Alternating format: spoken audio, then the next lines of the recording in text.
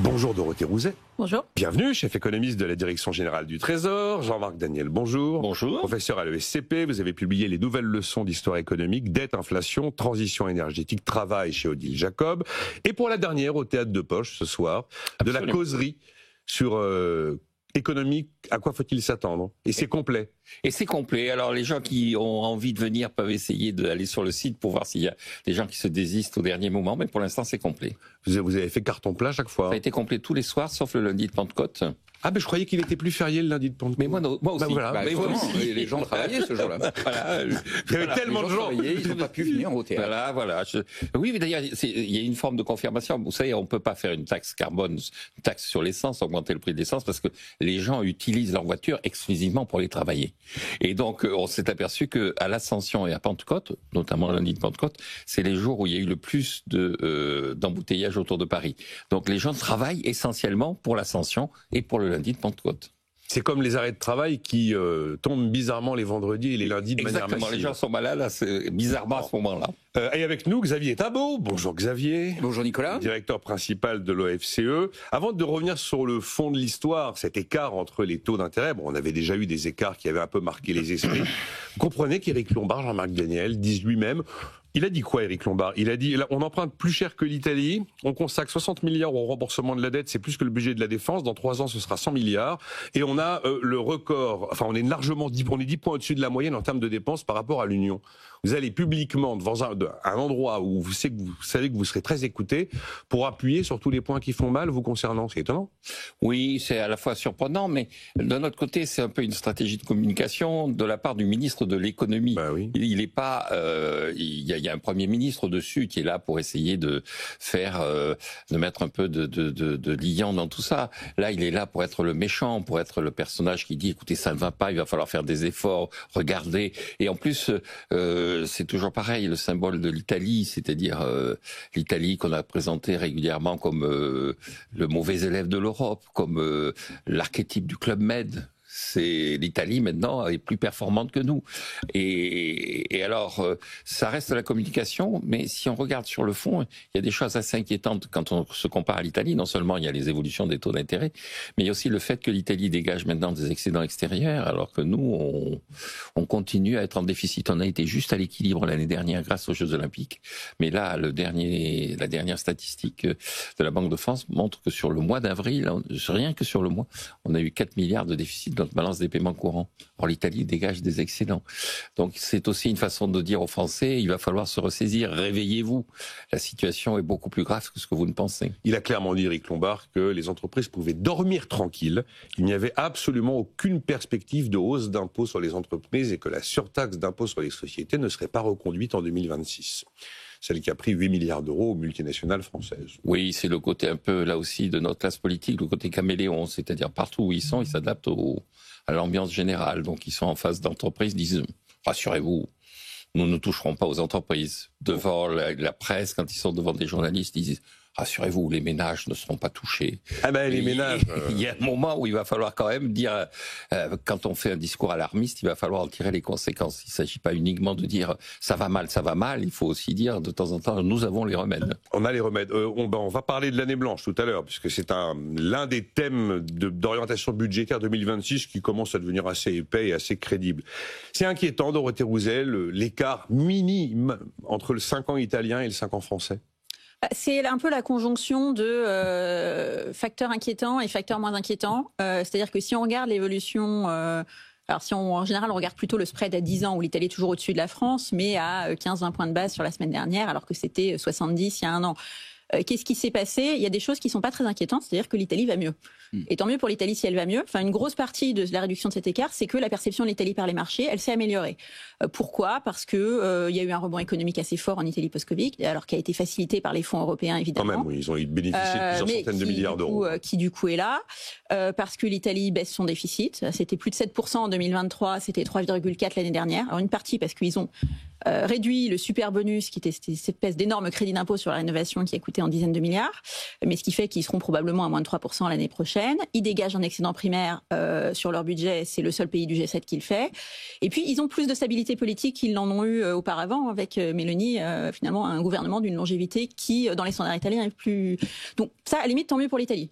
La partie qui est plus inquiétante, c'est la partie que, en face, la perception de la France est plutôt dégradée, et ça compte aussi. Pourquoi ? C'est un peu l'inverse, c'est-à-dire que on avait une sorte de capital confiance qui est liée à notre stabilité politique et institutionnelle historique. Ça s'est un peu érodé depuis la dissolution quand même.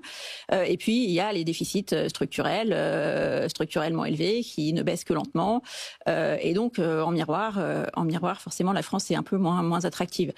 Et puis il y a peut-être un troisième facteur aussi qui est plus récent, qui est que les spreads en général au sein de la zone euro se sont resserrés entre les pays dits cœurs, les pays périphériques, ça s'est beaucoup comprimé. Là aussi, pourquoi ? D'abord parce que les différences entre pays sont un peu moins marquées. Finalement, l'Allemagne se met à dépenser, à relancer. Les pays dits périphériques font plus de rigueur budgétaire. Et à côté, vu ce qui se passe sur les marchés obligataires américains, aussi britanniques, un peu japonais, finalement, les différences entre pays européens sont moins importantes. Donc la conjonction de ces trois facteurs fait qu'entre la France et l'Italie, ça se resserre. Ce sur quoi nous, il faut qu'on se concentre, évidemment, c'est la partie purement française qui est le facteur inquiétant, mais qui n'explique pas tout. Mais vous avez d'ailleurs raison de rappeler que l'écart entre le Bund et l'OAT a tendance à se resserrer lui aussi, et désormais on est passé sous les 70 points de base.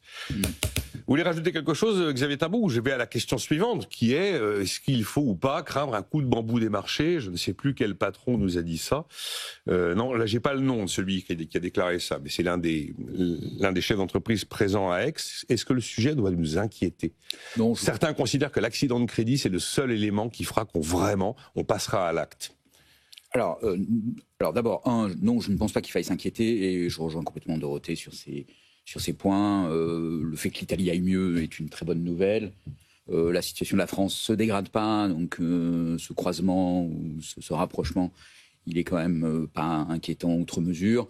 Ça nous montre aussi que, puisque la dette publique italienne reste très élevée, qu'on peut très bien vivre avec une dette importante. Oui, il doit être à 130 du PIB. Oui, et ça montre aussi qu'en fait, c'est le seul élément que Dorothée n'a pas cité, mais qu'on pourrait ajouter, qui est l'action de la Banque Centrale Européenne depuis 2012, qui a tout un tas d'instruments aujourd'hui, et qui oppose au marché, en fait, un contrôle des marchés qui conduit à ce que les spreads n'éclatent pas. Voilà. Bon, donc on est dans cette situation. Alors, est-ce que c'est seul l'accident de crédit qui nous ferait agir ? Je pense que c'est une façon de voir les choses qui est extrêmement naïve et extrêmement dangereuse, en fait. Parce que ce qui est certain, c'est que ça pousse à agir. Alors oui, mais à faire quoi ? À faire quoi ? C'est ça la question. C'est-à-dire, est-ce qu'un accident de marché pousserait la France à réduire ses déficits gentiment et à rétablir sa position extérieure Non, en fait, un accident de marché, ça pousserait quoi ? Ça pousserait la France, probablement, à faire un budget d'austérité assez massif. Clairement. D'avoir un problème de légitimité politique interne majeur, avec une dissolution, une démission, je ne sais quoi. Probablement l'élection d'un parti plutôt extrémiste au pouvoir et qui n'aurait qu'une chose en tête, c'est une sortie de la zone euro. Parce que, en fait, la réponse à l'accident de crédit, ça serait la sortie de la zone euro. J'entends plus personne plaider la sortie de la zone euro. Non, à part Florian Philippot et Charles Gave. Mais Charles Gave n'est pas à la tête d'un parti politique. Plus personne n'a le côté Frexit dans son programme. Plus personne ne la plaide comme une action positive qui améliorerait la situation. Mais placez-vous dans une situation de crise majeure, avec des taux d'intérêt qui grimpent.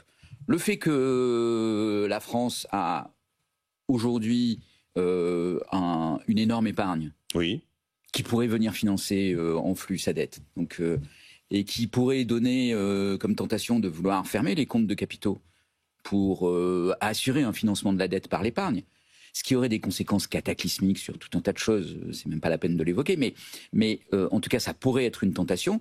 En fait, cette tentation, elle est simplement liée au fait que, imaginez que vous payez 5 ou 6 ou 7% sur votre dette souveraine, en fait, vous allez vous dire, mais pourquoi je paye 7% sur ma dette souveraine quand mes épargnants touchent 2 ou 3%? Pourquoi ne pas directement prêter à mes épargnants, les rémunérer 3%, ce qui ne dégradera pas leur situation, et qui me permettra que les contribuables, qui sont les mêmes que les épargnants, au lieu de payer 7 ou 8% sur la dette publique, ne payent que 3%. Voilà, ce sera ça la tentation. Alors, ça peut vous paraître. Avec quels outils institutionnels pour y parvenir, je ne sais pas. Alors, je vous invite à vous pencher. Dans quelle mesure on vous tord le bras aussi. Hein. Je vous invite à regarder un petit peu ce qui s'est passé en Italie avant 2012. En fait, ce sont des scénarios qui ont été envisagés. Oui. Voilà, pour l'Italie. Donc, si la sanction des marchés arrivait, c'est face à ce genre d'arbre de choix qu'on se trouverait. C'est pas, vous voyez, ça donnerait brusquement la discipline pour faire une réforme des retraites dans le consensus. Pas du tout. Si vous voulez faire une réforme des retraites dans le consensus, c'est pas par la sanction des marchés que vous allez y arriver.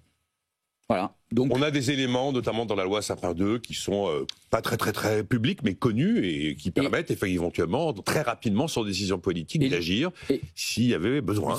Bien sûr. Bah, oui. Non, mais ces instruments, ils existent, ils ont été étudiés, analysés et d'ailleurs débattus en Europe parce que ça faisait partie d'un argument dans le débat pour l'Italie pour dire ne me lâchez pas parce que si je vous lâche, je vais déclencher une situation qui sera catastrophique pour moi, mais pour vous aussi. L'exemple de l'Italie montre que d'ailleurs l'absence de sanctions fonctionne. Donc parce que la baisse. Quand l'Italie a connu un coup de tabac sur son crédit. C'est le contraire, c'est qu'en fait depuis 2012 l'Italie bénéficie d'une baisse de son écart. Ah oui, mais il y a eu un coup de chaud. En 2011, il y a eu un coup de chaud. Il y a un coup de chaud, mais comment le coup de chaud a été résolu ? En changeant le personnel politique. Il a été surtout résolu par une action assez franche de la Banque Centrale Européenne. D'abord, on met Mario Monti aux affaires, et puis alors, la BCE est là. On met pas. Non, c'est une démocratie, les gens y votent. L'arrivée de Mario Monti s'est fait au terme d'une sorte de petit coup d'État parlementaire. Il y avait le biais qui permettait constitutionnellement d'installer aux commandes de l'Italie quelqu'un qui rassurait le marché. C'est pas la sanction des marchés qui a compté. Non, mais la BCE était là. Voilà, je veux dire, le scénario pour la France, il ne doit pas être de fantasmer une sanction des marchés qui accélérerait les choses.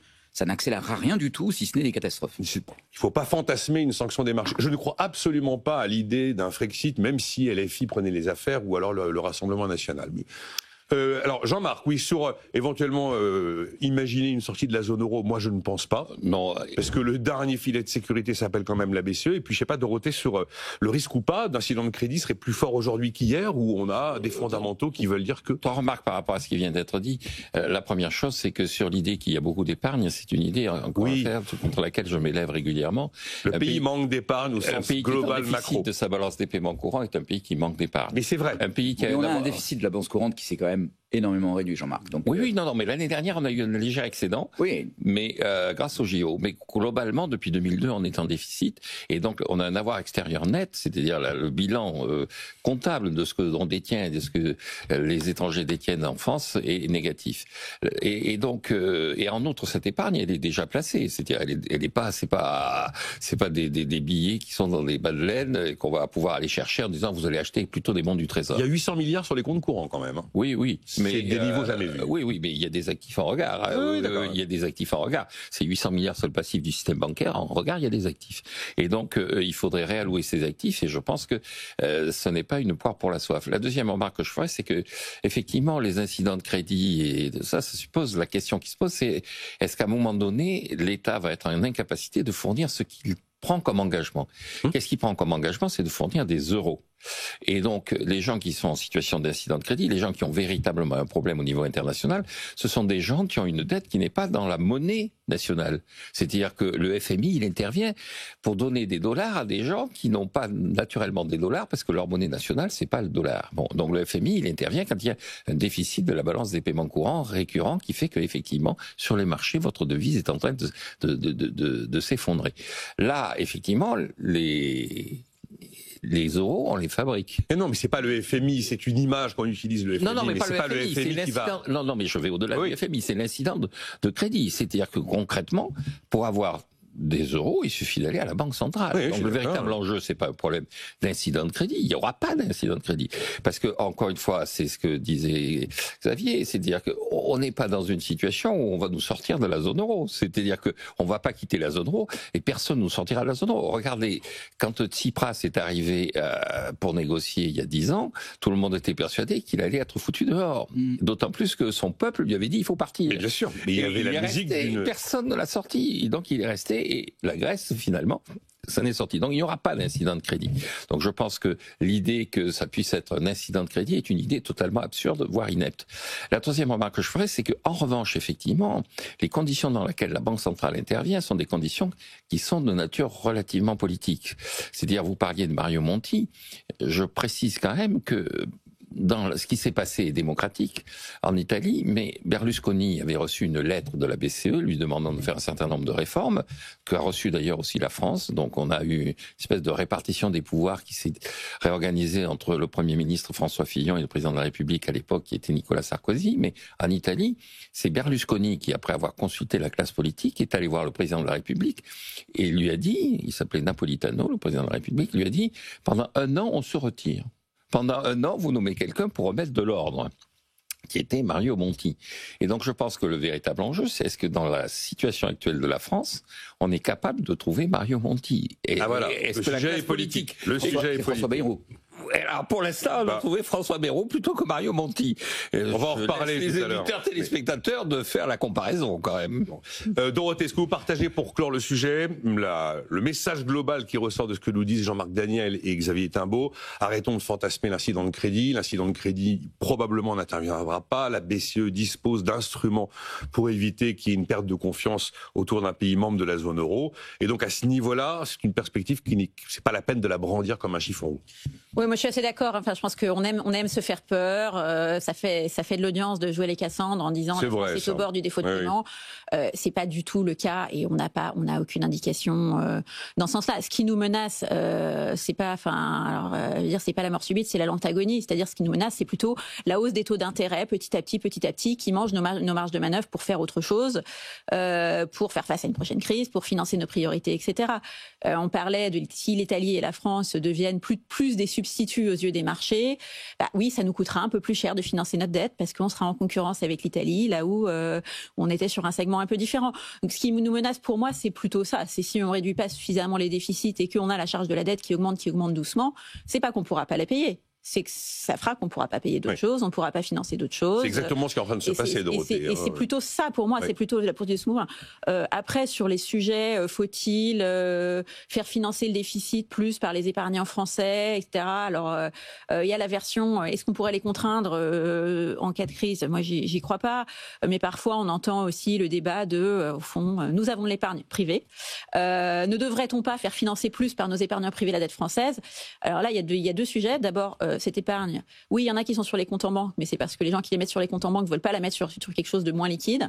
Et ensuite, ce qu'on essaye plutôt de faire, c'est de se dire, est-ce que cette épargne, elle pourrait pas davantage aller vers des choses plus longues, plus risquées, qui financent les investissements, l'innovation? On peut pas tout faire. Si on veut que ça finance des OAT, ça financera pas l'innovation.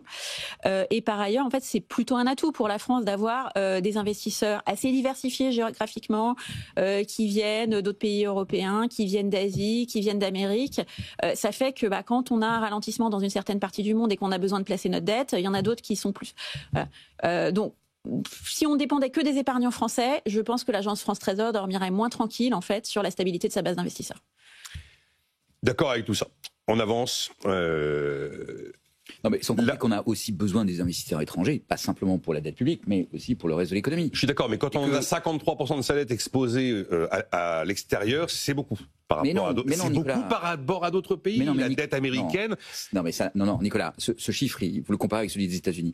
Ça n'a pas de sens. On est dans la zone euro. Donc, ce qu'il faudrait regarder, c'est quel est le pourcentage de la dette de la zone euro qui est détenue par des résidents de la zone euro, déjà. Parce que sinon, ça n'a pas de sens. Vous l'avez le chiffre? Pour la France, c'est 3/4. Les 3/4 de la dette française sont détenus par en fait la moitié par des investisseurs français, dont la Banque de France pour la BCE, et une autre moitié par des investisseurs étrangers, dont là aussi la moitié en zone euro. Ah, la moitié en zone euro. Il y a un quart de la dette française qui est détenue par des investisseurs hors zone euro. Okay. Deuxièmement, un contrat de dette. Très vite, parce qu'on marque un contrat de dette, c'est un contrat avec un taux qui est dans un contrat qui est fixe. Donc l'investisseur, il ne peut pas vous appeler en disant, écoutez, là, votre situation, ça ne va pas bien, je vais monter votre taux. La montée des taux ne se fait que lors du renouvellement de la dette. Oui, je suis d'accord. Le fait qu'on ait de la dette publique, c'est un contrat qui est quand même extrêmement à l'avantage de l'emprunteur, parce qu'il y a des conditions qui sont fixées et qui ne changent pas. Donc ça veut dire qu'on a une grosse partie de notre dette, puisqu'elle n'est pas renouvelée intégralement chaque année, qui ne bouge pas. Oui, je suis d'accord. Quel que soit ce que pensent les investisseurs étrangers. Donc, vous voyez, on n'est pas dans cette situation où on est à la merci de fonds de pension. On n'est pas à la merci, la mais France on n'est pas une entreprise qui est détenue par un fonds de private equity qui peut du jour au lendemain décider de la stratégie du pays. C'est pas comme ça. Mais on marque une pause. On n'est pas du tout aujourd'hui menacé. Reste que Éric Lombard lui-même dit 67 milliards d'intérêts cette année, ce sera 100 milliards dans 3 ans. Et effectivement, c'est de l'argent qu'on n'aura pas pour investir ailleurs. Les 5,4% de déficit 2025, Charles de Courson, le député Elliott, n'y croit pas. Et les grands patrons qui sont exprimés à Aix, les 40 milliards pour 2026, on n'y arrivera pas, ils n'y croient pas. Ils considèrent que la dissolution a fait beaucoup de mal. C'est le sujet à suivre.